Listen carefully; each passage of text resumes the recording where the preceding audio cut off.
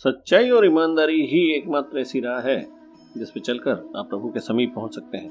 साफ और सच्चे दिल से की गई छोटी सी पूजा भी पर्याप्त हो सकती है प्रभु सेवा के लिए। नमस्कार दोस्तों, आप हैं यूट्यूब चैनल आरजे नोबडी पे आपके दोस्त आरजे नोबडी के साथ। आगे बढ़ने से पहले इस वीडियो को लाइक और जिंदगी है कमाल की थीम को फॉलो करने वाले इस चैनल को सब्सक्राइब करना ना भूलें।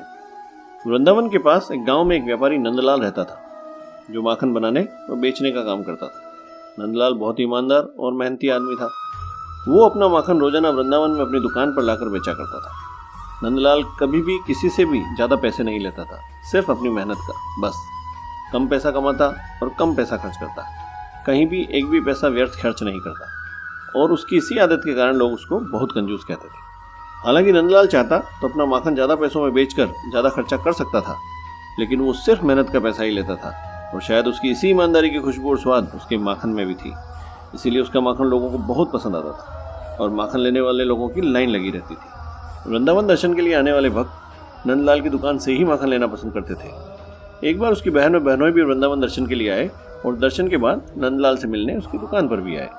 दर्शन के बाद आते आते बहन अपने भाई के लिए पास ही के बाजार से लड्डू गोपाल जी लेती आई और भाई को भेंट किए। साथ ही बोली कि आप इनको घर ले जाना और प्राण प्रतिष्ठा करके रोजाना सेवा करना।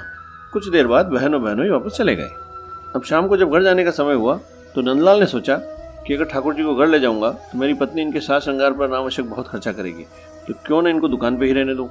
और उनको दुकान पे ही रहने दिया और घर चला गया। उसने लड्डू गोपाल जी की बात अपनी पत्नी को भी नहीं बताई। अगले दिन सुबह जब वह दुकान पे आया तो उसे उसकी बहन की बात याद आई कि लल्ला को रोज माखन का भोग लगाया करना। लेकिन नंदलाल भगवान के सामने हाथ जोड़कर बोला कि भगवान, अभी तो आप खा पी कर ही आए होंगे, कल जरूर भोग लगाऊंगा। ये कहकर अपने काम में लग गया। अगले दिन सुबह फिर हाथ जोड़े और वही निवेदन कर दिया कि कल जरूर भोग चढ़ाऊंगा। दूसरी तरफ ठाकुर जी भी भोग का इंतजार करते रहे। इतना सारा माखन फिर भी भक्त भोग नहीं लगा रहा है। इस तरह 15 दिन निकल गए। एक दिन सुबह जब नंदलाल ने दुकान खोली तो घबरा गया। उसका आधा माखन गायब था और बहुत सारी मटकियाँ खाली। दुकान का ताला भी नहीं टूटा हुआ था, मतलब चोरी भी नहीं हुई थी। फिर माखन कहाँ गया? अब क्योंकि ताला दरवाजा सब सही सलामत थे तो किसी से चोरी की बात कैसे कहता। और पूरे दिन परेशान होता रहा। जब शाम हुई और घर जाने का समय आया तो गले से आज का पैसा गिनने लगा, ये समझने के लिए कि उसको आज कितने रुपए का नुकसान हुआ। जब सारे रुपए गिन लिए तो उसको कुछ समझ नहीं आया। उसने उन खाली मटकियों की तरफ देखा जो उसको खाली मिली थी और फिर से रुपए गिनने लगा। रुपए उतने थे जितने लगभग रोज होते थे, जबकि माखन तो आज आधा ही था, बाकी तो चोरी हो गया था। जब नंदलाल को कुछ समझ नहीं आया तो उसने सारे रुपए उठाए, लड्डू गोपाल जी के हाथ जोड़े और घर चला गया। अगले दिन सुबह दुकान खोली तो फिर आधी मटकियों से माखन गायब था, लेकिन ताला दरवाजा सब सही सलामत था।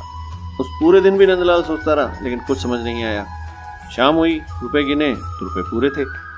इस बार नंदलाल ने रुपए कई बार गिने, लेकिन वे पूरे थे। उस दिन भी वो उसी आश्चर्यचकित अवस्था में घर चला गया। अब आधा माखन गायब होना और पूरे पैसे मिलना रोज का नियम हो गया। एक दिन नंदलाल ने सोचा कि जरूर किसी के पास मेरे ताले की चाबी होगी जो रात में मेरा माखन ले जाता होगा, तो क्यों ना आज रात में दुकान के बाहर ही छुप जाता हूँ और देखता हूँ कि कौन आता है। आधी रात को अचानक उसको दुकान के अंदर से कुछ मटकियों की आवाज़ आई तो तुरंत ही ताला खोलकर अंदर आया। अंदर एक बालक मटकी के पास बैठकर माखन खा रहा था और बालक भी इतना सुंदर कि नजर ही न हट सकी। नंदलाल भी बालक को देखकर मोहित हो गया और देखता रहा। कुछ देर बाद जब वो होश में आया तो देखा कि दुकान में कोई नहीं था, लेकिन आधा माखन गायब था। नंदलाल को कुछ समझ नहीं आया और पूरा दिन उस बालक के बारे में ही सोचता रहा। शाम को आज भी पैसे पूरे थे। नंदलाल ने पैसे उठाए और घर चला गया। घर पहुंचा तो पता चला कि बहन बहनों आए हुए हैं, तो उसने उनको सारी बात बताई। और जिस दिन आप लोग दुकान पे आए थे तब से रोजाना ही आधा माखन गायब हो जाता है, लेकिन फिर भी शाम को गले में पूरे पैसे होते हैं। वो दोनों भी बहुत आश्चर्यचकित हुए। फिर बहन बोली कि आज दुकान पर जाकर छिप जाओ और अपने जीजा को भी साथ में ले जाओ। नंदलाल और उसका जीजा आज दुकान के अंदर ही छिप गए और इंतजार करने लगे।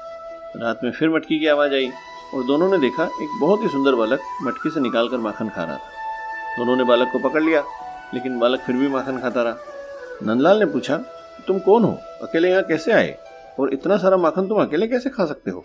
इस पर बच्चे ने मुस्कुराते हुए बोला, मैं तो वृंदावन का ही हूँ और तुम्हारे माखन की खुशबू और स्वाद के कारण ही आया हूँ माखन खाने, और तुम मुझे माखन खाने नहीं दे रहे। बालक की आवाज़ इतनी मधुर और आनंददायक थी कि नंदलाल और उसका जीजा तो जैसे मंत्रमुग्ध हो गए और उस बालक को ही देखते रहे। कुछ देर बाद जैसे नंदलाल को वापस होश आया तो बोला कि अगर तुम ऐसे मेरा माखन रोज खा जाओगे तो मेरा तो घाटा हो जाएगा। तो बच्चे ने मुस्कुराते हुए पूछा, क्यों, तुमको तुम्हारे पूरे पैसे रोज नहीं मिलते हैं? तो नंदलाल बोला हाँ मिलते तो हैं। तो बालक बोला फिर मुझे मेरा माखन खाने दो, और वापस माखन खाने लगा। कुछ देर के लिए नंदलाल और उसका जीजा उस बालक को देखते रहे।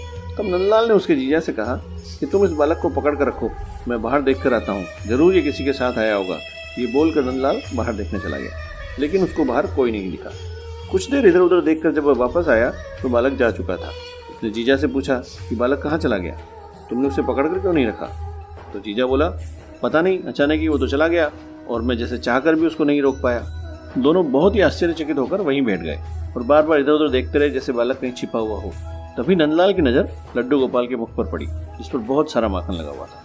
दोनों हैरानी से लड्डू गोपाल जी को देखते रहे और देखते ही रहे। तब दोनों एक साथ ही बोल पड़े, अरे ये तो लड्डू गोपाल जी की लीला लगती है। ठाकुर जी खुद भोग लगाने पधारे थे, माखन खाने पधारे थे। ये बोलते बोलते दोनों की आंखों से आंसू गिरने लगे। दोनों को ये विश्वास ही नहीं हो रहा था कि उन्होंने अभी अभी साक्षात ठाकुर जी के दर्शन किए।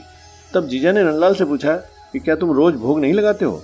अब तक नंदलाल को भी अपनी गलती का एहसास हो चुका था। उसने तुरंत हाथ जोड़कर लड्डू गोपाल जी से माफ़ी मांगी और प्रतिदिन भोग लगाने का और पूजा करने का संकल्प लिया। वही चंद आखिरी लाइनें, कोई ख्वाहिश नहीं है मुझे 100 साल जीने की, बस इतनी तमन्ना है कि ये ज़िंदगी हो कमाल की। अगर आपको ये वीडियो अच्छा लगा हो तो इसको लाइक करना ना भूलें और ऐसे ही अच्छे वीडियोज़ के लिए इस चैनल को सब्सक्राइब जरूर करें।